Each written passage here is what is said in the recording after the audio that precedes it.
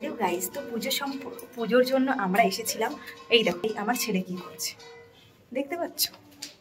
পাপা এই পাপা এই দাই দাই দা পাপা পাপা পাপা এদিকে তাকাও, একটু একটু তাকাও। তো যাই হোক পুজো সম্পর্কে এসেছিলাম বোনের বাড়িতে, তো সেখানে সে হা করুক না সেটা কি হয়। তো যাই হোক এই নাকেরটা পরে আমাকে কেমন লাগছে বলো তো, নিজেকে নিজে গিফট করলাম নাকেরটা, তো কেমন লাগছে অবশ্যই জানি। আর এই যাচ্ছে আমার লুক, তারাও তোমাদেরকে দেখেন।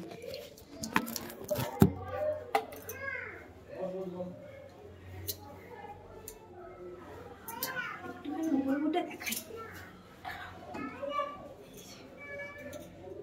এই যে আমার শাড়ি পরে এর সঙ্গে জলের বোতলটা কম্পালসারি। তো যাই হোক শাড়িটা পরে আমাকে কেমন লাগছে অবশ্যই জানিও। আর এখন চলো দেখাই বোনের বাড়িতে, যেহেতু বোনরা নতুন বাড়ি করছে সেহেতু ওরা পুজো দিয়েছে, তো তার জন্য আমরা এসেছি। আমাকে কেমন লাগছে জানিও।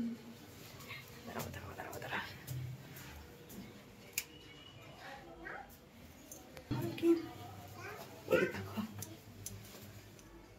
ওই যে মা লক্ষ্মীকে সাজানো হয়েছে সুন্দর করে।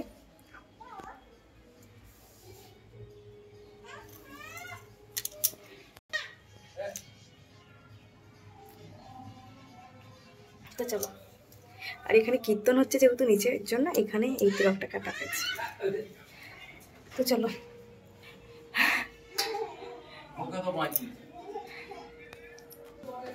আমার অন্তরটা দিয়া দিব তোমারে, ভালোবাসো যদি আমারে।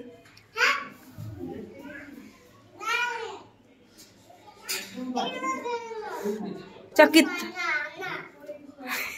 কি বলছিস বাবা?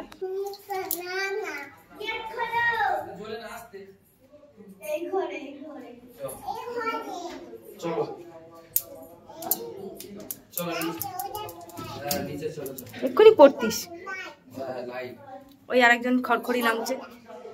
এই মুখে দিচ্ছিস বাকা, দে দে দে না সেটা কিরকম শয়তান।